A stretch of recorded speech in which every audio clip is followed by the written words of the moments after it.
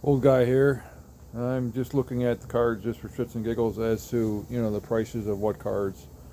I'm going to bring out the big guns and show what I really should grade. Um, I've seen a price on one card that I have. That's a football, and it's a hot commodity. The price ranges anywhere between $45, $65, upwards to $2,500 to $17,000. Obviously, that's an authentic PSA DNA auto.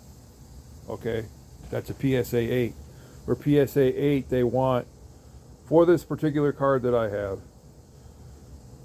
someone's asking $17,000 for the card. Are you kidding me? Are you serious? I just my next video I'm gonna pull it out. I'm gonna show what I have. Um, I'm so sheepish now to even send it out to grade it, thinking it's not gonna come back to me.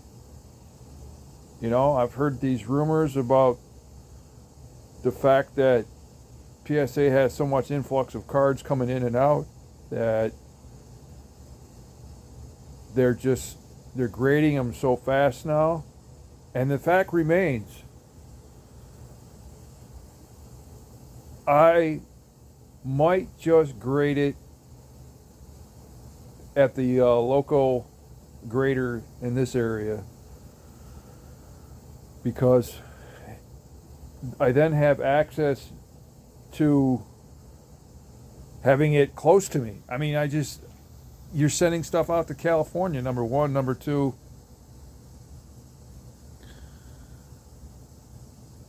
I mean, obviously, if I send the parcel correctly, it would be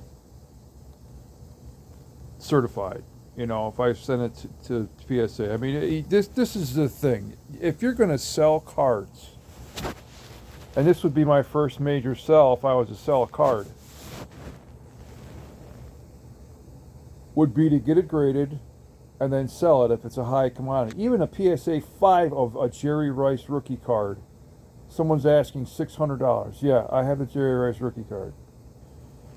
I haven't shown it to anyone because I have it in a package and I was contemplating sending it out.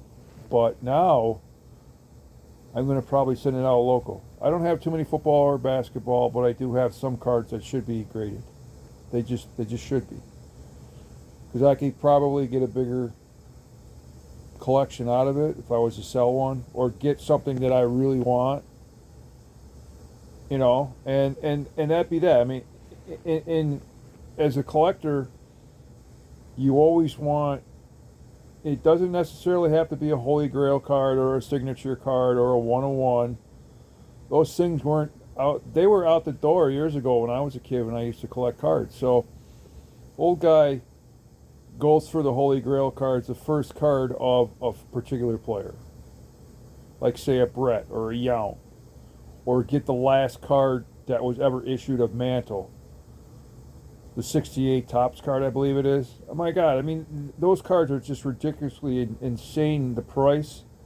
If you take a look at the prices of those cards, particularly of the 50s and the 60s, and they're high. Even the garbage cards. I call them a garbage card, but anything that's graded a 4 or a 3, people want some extreme amount of money for the last Mantle card.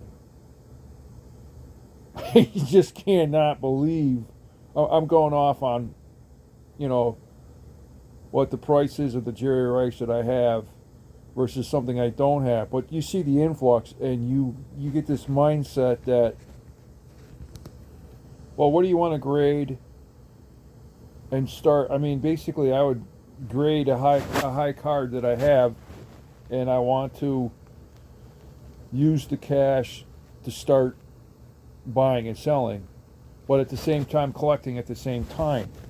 And the only way to do it is to actually get a cash influx where I have. I'm going to get a cash influx sometime on a property that I used to own. And in process, I'm going to be moving, and I'll have some money on the side, so I'm going to probably be able to start my eBay. But the question is do I, I want more followers, so I'd like to show what I have that are the big guns, and just, if someone could give me a comment or whatever in regards to, well, should I grade this Rice card? Because I'm going to put the damn thing underneath the microscope. You see, he's having a good old time here, Opal. But Opal's telling me, yeah, you should grade it,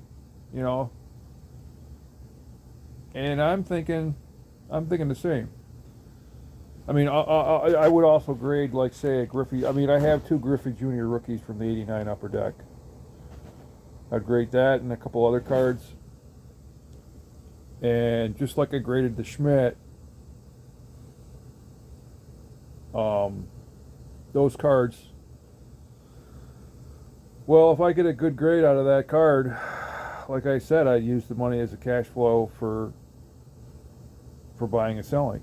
I mean, I don't want to make it a full-time business. I mean, it's tough to sit there and say I want to quit my 9 to 5 and do it. But if I was making an excellent cash flow, I would probably do it. And if I have a few cards in my collection that I have a cash flow to it, and I grade them,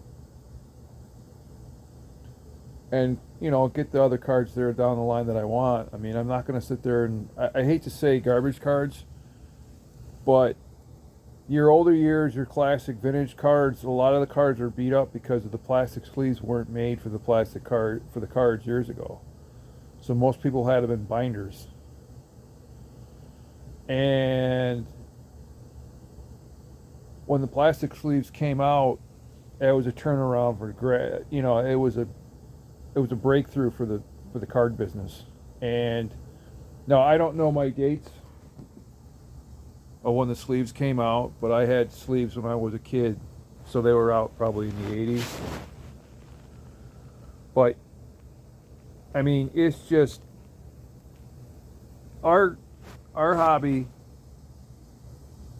has one thing and one thing only for commodity. And it's the buyer versus the seller. Are you willing to buy that particular player for that particular price? I don't know. I'm not looking to nab $17,000 from a PSA 8 Jerry Rice, but I would love to sit there and have a Jerry Rice card appraised at a PSA 8 and say that's going for $1,200. I mean, you got, anything over $1,000 you should be vaulting. And any card you have in your collection that's over $1,000, you should have insurance on it.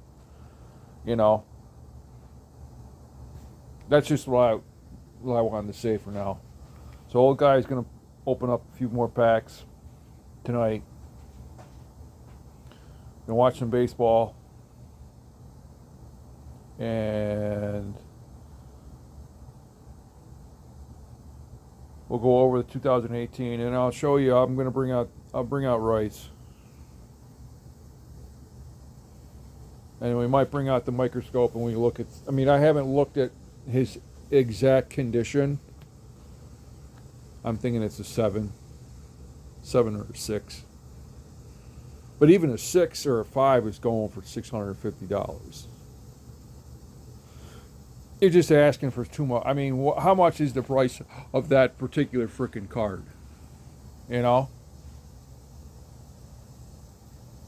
I'm being honest. But that's it. Thank you for your time.